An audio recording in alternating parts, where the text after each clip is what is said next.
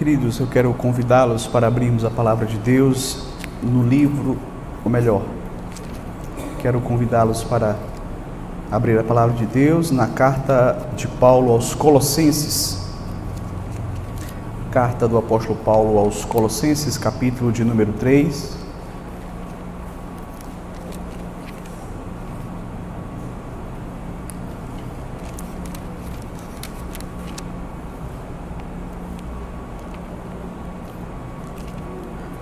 Versos 22 a 24. Colossenses, capítulo 3, versos 22 a 24.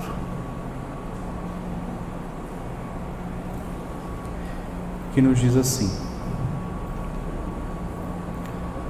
Servos, obedecei em tudo ao vosso Senhor segundo a carne, não servindo apenas sob vigilância, visando tão somente agradar a homens, mas em singeleza de coração, temendo ao Senhor.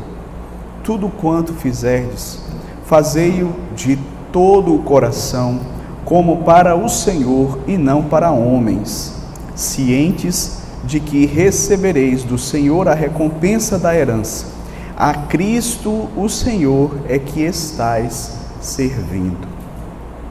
Até aqui a leitura da palavra de Deus.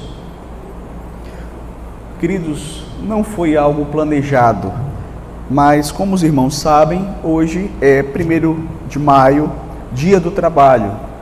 E já há algum tempo eu venho pensando em concluir um estudo que nós fizemos com base no livro O Evangelho no Trabalho.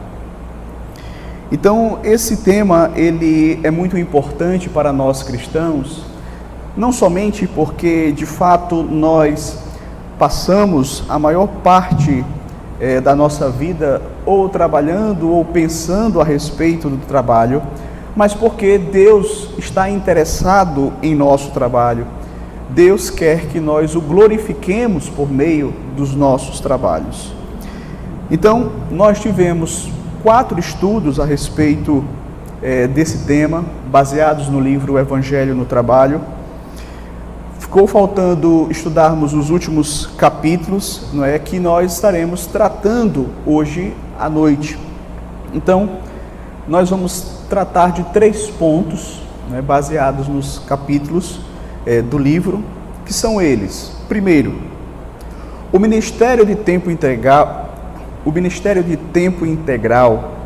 tem mais valor que o meu emprego. Segundo, definindo o sucesso no trabalho. Terceiro, 5 práticas para nos ajudar a viver o Evangelho no trabalho. 3 pontos que nós estaremos tratando hoje de forma breve, e nós vamos começar com o primeiro.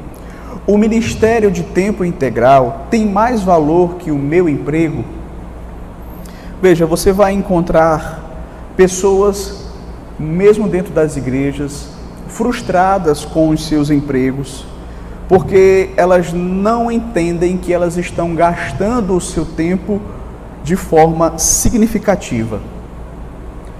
E essas pessoas, então, elas vão olhar para os pastores, para os missionários, e vão pensar assim, vão até dizer assim: aí sim eu posso ver um uso significativo do tempo. Aí sim está um trabalho que realmente agrada a Deus. Mas pensar desta forma é correto? Aqueles que não trabalham no ministério estão perdendo o seu tempo se não abandonarem os seus empregos e se tornarem pastores ou missionários?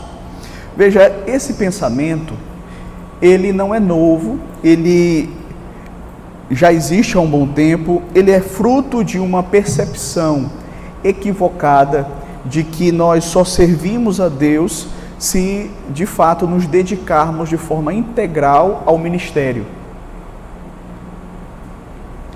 Esse pensamento, queridos, ele é antigo, como eu disse, ele existe desde a Idade Média, antes mesmo da Reforma Protestante, Naquela época era muito comum as pessoas falarem que as maiores ocupações, não é, eram aquelas ocupações relacionadas ao ministério.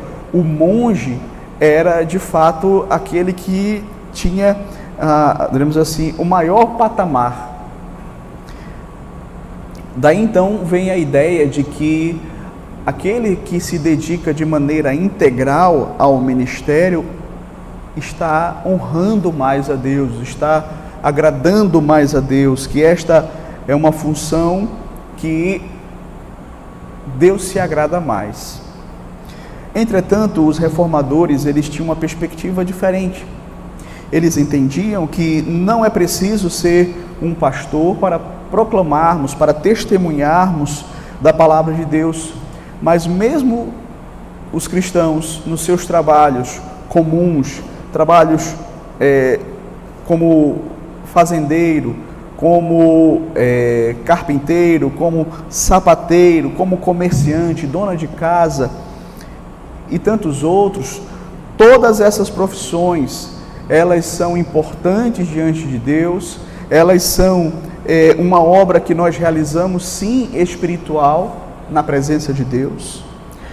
E é importante nós entendermos isso, queridos, porque nós muitas vezes não paramos para pensar que uma pessoa que é cristã e trabalha na sociedade, seja como vendedor, como comerciante, como pedreiro, carpinteiro, eletricista, médico, advogado, não pensamos que essa pessoa ela está levando a palavra de Deus para o dia a dia, para o seu cotidiano, ela está testemunhando de Cristo ali no seu local de trabalho, no exercício da sua profissão, que ela, ao entender que está trabalhando para a glória de Cristo, ela está, sim, desempenhando um papel fundamental para a proclamação do Evangelho.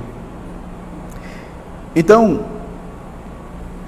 quando nós servimos nas nossas profissões, uma vez que essas profissões são legítimas, nós estamos servindo a Deus, estamos servindo ao próximo. Interessante, queridos, como nós tivemos oportunidade aqui de estudar, todo o trabalho, quando realizado legitimamente, em última instância, ele é um trabalho realizado para Cristo. E ao fazermos isso, nós estamos demonstrando o nosso amor para com Cristo. Quando nós entendemos que, de fato, o trabalho que eu realizo é para a glória de Cristo, e eu me esmero, eu faço o melhor, porque eu quero que Cristo seja glorificado através da minha vida, no meu trabalho, no exercício da minha profissão, eu estou demonstrando que, de fato, eu amo a Cristo.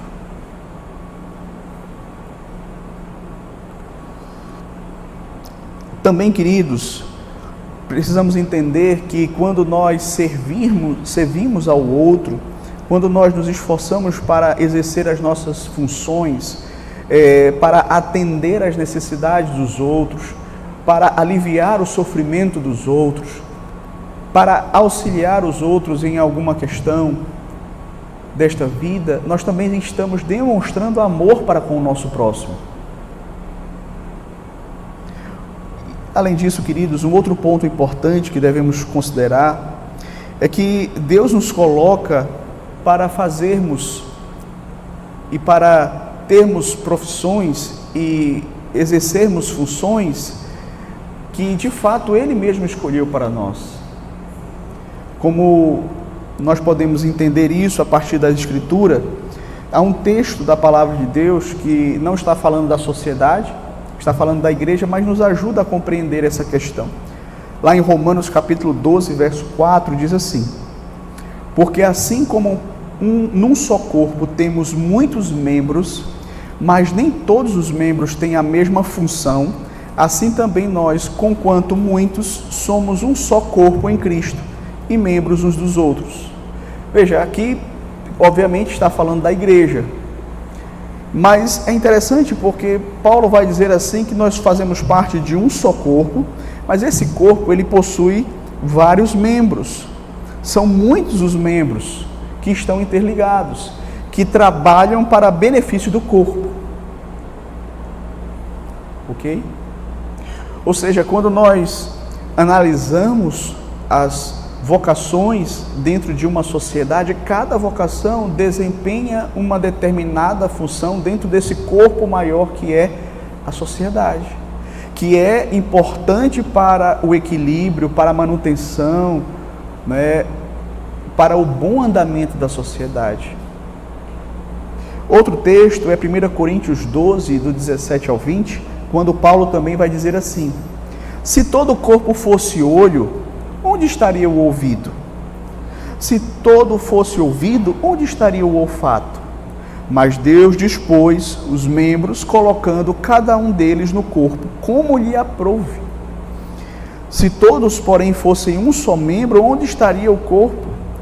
O certo é que há muitos membros, mas um só corpo. Ou seja, Paulo aqui ele vai um pouquinho mais adiante e ele diz assim: olha, já pensou se todo o corpo fosse uma só parte dele? Fôssemos constituídos todos somente de olhos ou de ouvidos?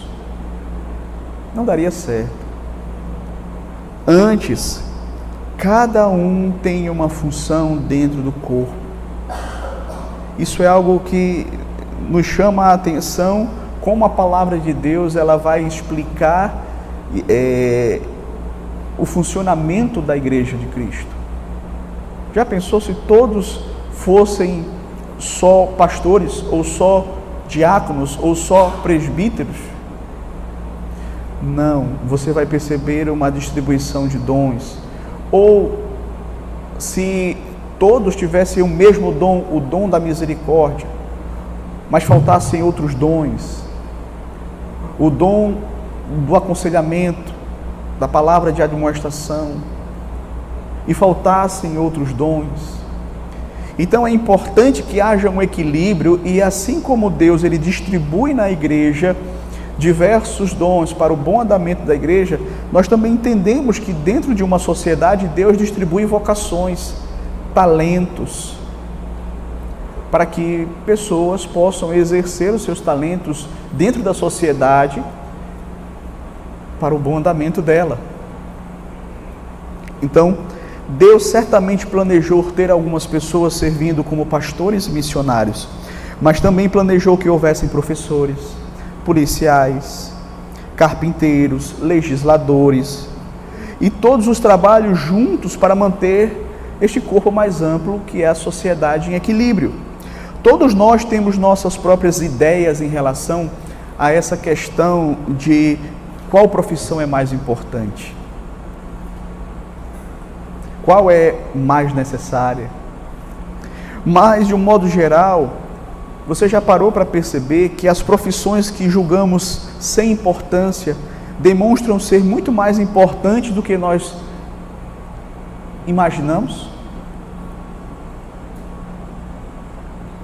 Então, cada profissão ela tem a sua importância e ela é necessária dentro da sociedade. Portanto, quem distribuiu os dons, os talentos, foi o nosso Deus, e Ele nos colocou para desempenhar funções variadas, visando o bem da sociedade.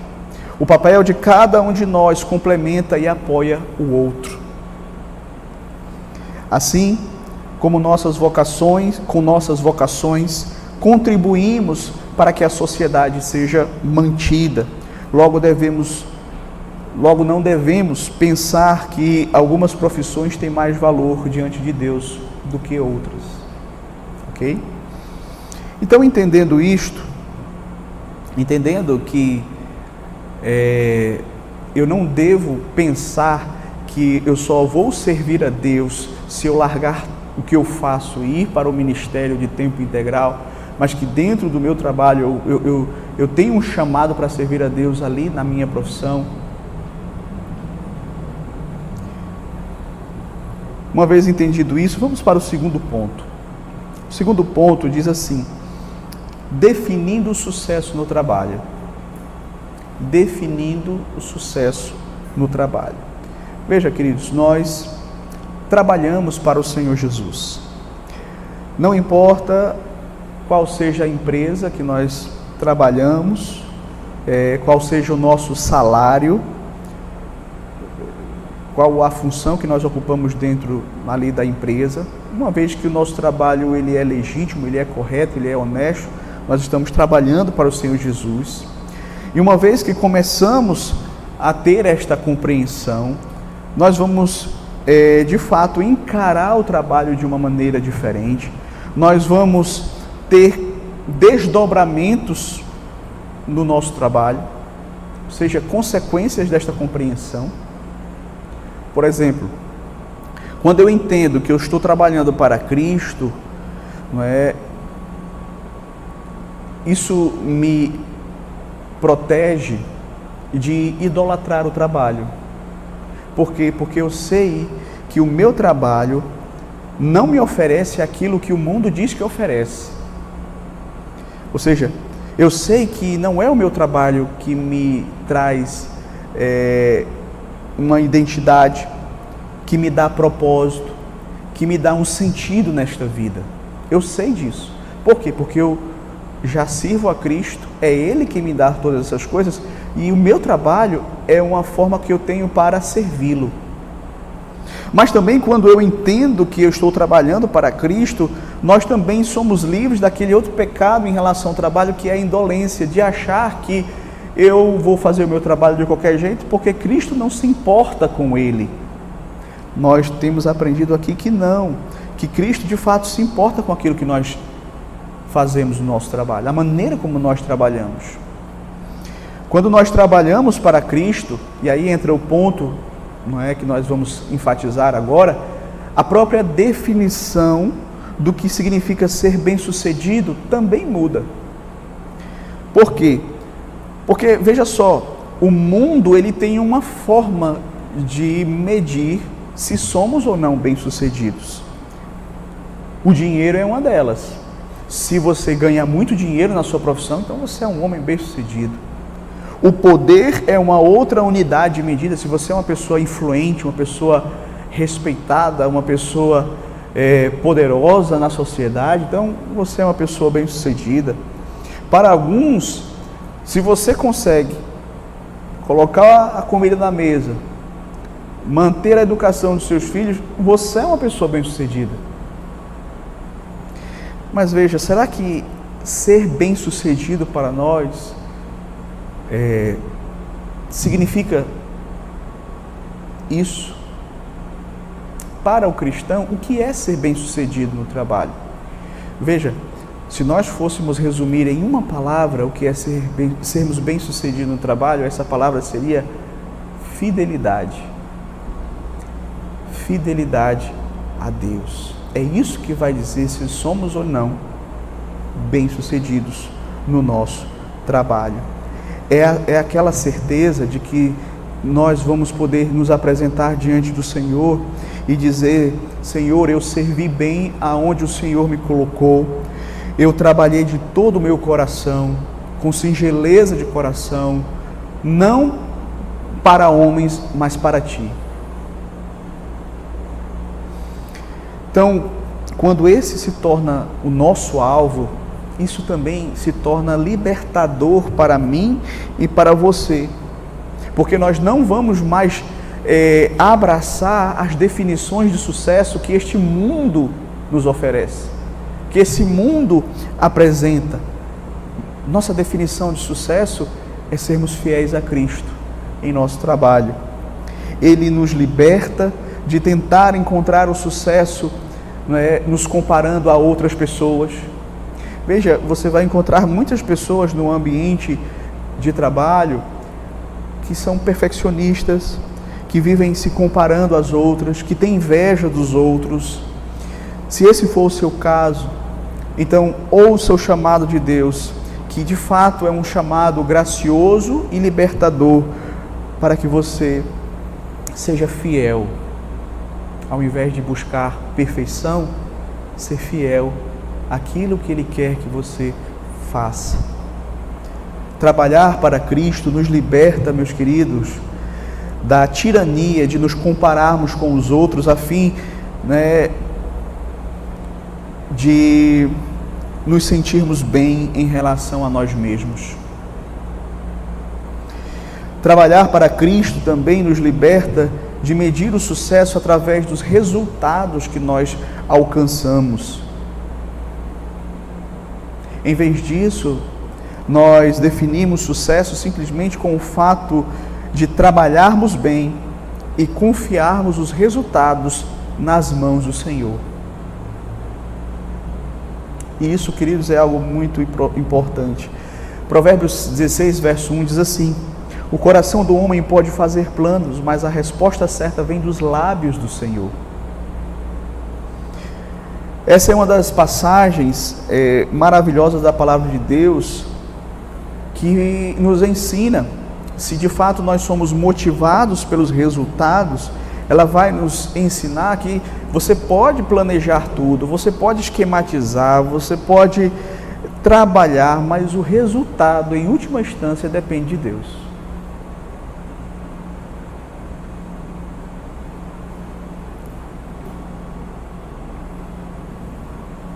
Eu sei que muitas vezes a gente tem dificuldades com isso, porque você muitas vezes se esforça para fazer o melhor no seu trabalho, para passar numa prova, e quando você não consegue o seu objetivo, você pensa assim: poxa, eu não fui bem sucedido, eu não alcancei o meu objetivo, então eu não fui bem sucedido. Mas veja, é Deus quem de fato abre e fecha portas. Veja, nós trabalhamos, meus queridos, arduamente, com inteligência, trabalhamos com todo o nosso coração, confiamos em Deus quanto aos resultados. Então, qual é a nossa função? É fazer o nosso melhor, é não sermos negligentes, é não sermos preguiçosos, é evitarmos de não fazermos corretamente aquilo que Deus nos mandou fazer, sermos indolentes, mas trabalharmos, nos esforçarmos dentro das nossas limitações e entregarmos os resultados nas mãos de Deus. E veja, queridos, se formos bem-sucedidos, foi Ele quem decidiu nos deixar ser bem-sucedidos naquele propósito. Se falhamos, então isso também foi Ele quem decidiu. Podemos confiar que, sejam quais forem os resultados, seja o sim ou o não de Deus em relação a determinada área da minha vida, em determinada minha profissão, todas as coisas cooperam para o bem daqueles que amam a Deus. Os resultados não estão nas nossas mãos. Os resultados estão nas mãos de Deus. Veja, queridos, e nós devemos fazer isso, devemos confiar em Deus. E, de fato, quando nós nos esforçamos e nós colhemos os frutos aqui nesta vida do nosso esforço, do nosso trabalho, é algo maravilhoso. Mas nunca podemos esquecer que a grande recompensa do nosso trabalho nós vamos receber quando estivermos na presença de Deus.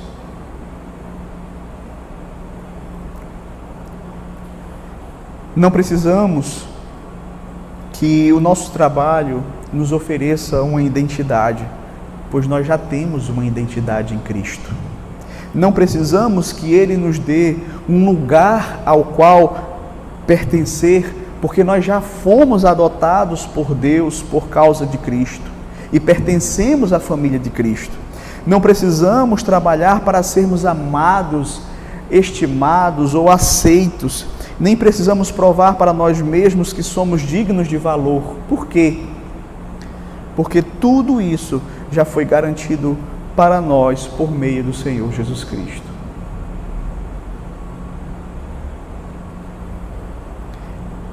Esse entendimento, queridos, deixa o nosso trabalho livre das exigências impossíveis, de nos dar algo que Ele nunca vai nos dar, porque não foi feito para nos dar essa satisfação, esse sentido de vida, essa identidade.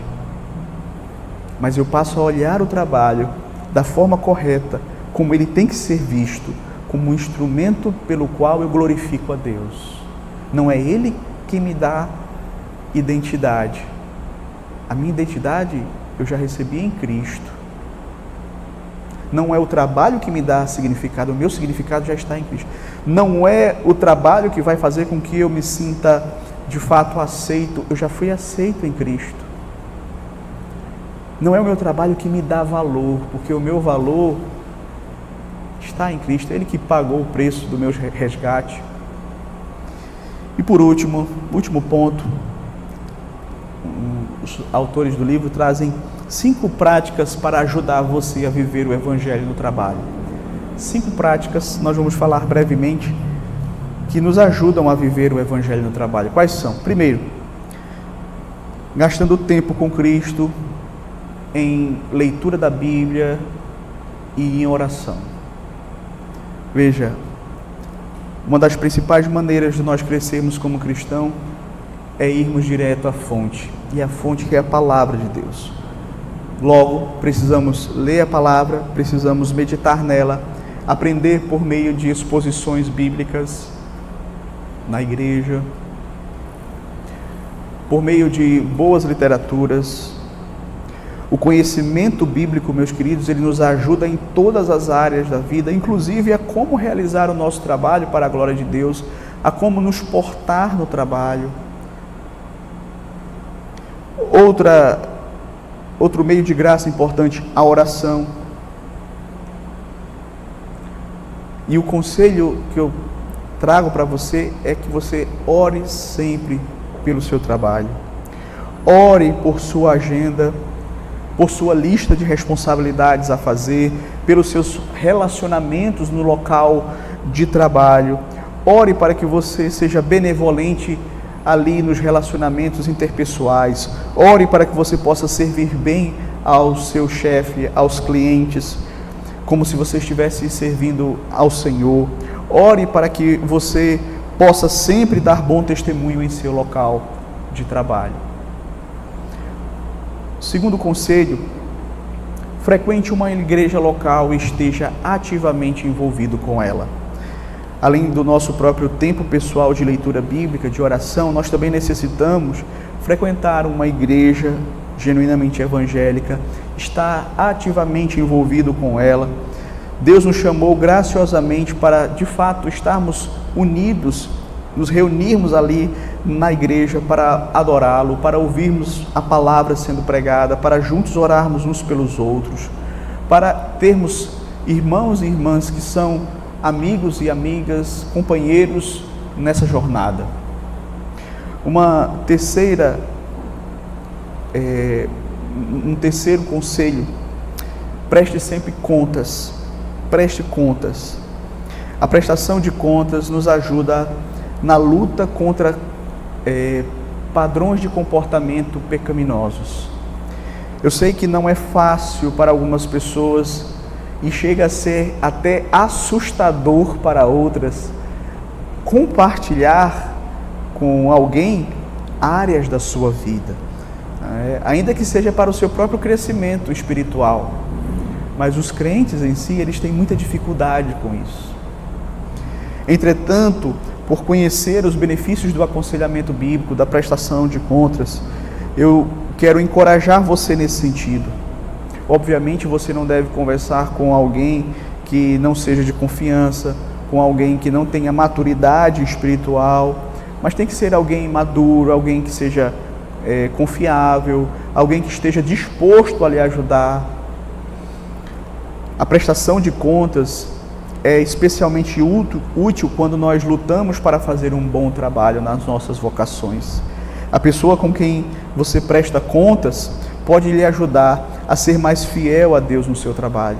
Ela pode lhe ajudar a desenvolver bons hábitos no trabalho, a ser mais diligente no trabalho, a enxergar se você está idolatrando o trabalho ou se você está sendo indolente no trabalho. Quarto conselho: faça uma recapitulação periódica das suas obrigações. Veja, é sempre bom recapitularmos, ordenarmos as nossas obrigações periodicamente. Com isso, queridos, nós vamos ajustando a nossa vida para nos mantermos mais constantes naquilo que nós precisamos fazer, naquilo que é a nossa responsabilidade, naquilo que é a nossa obrigação.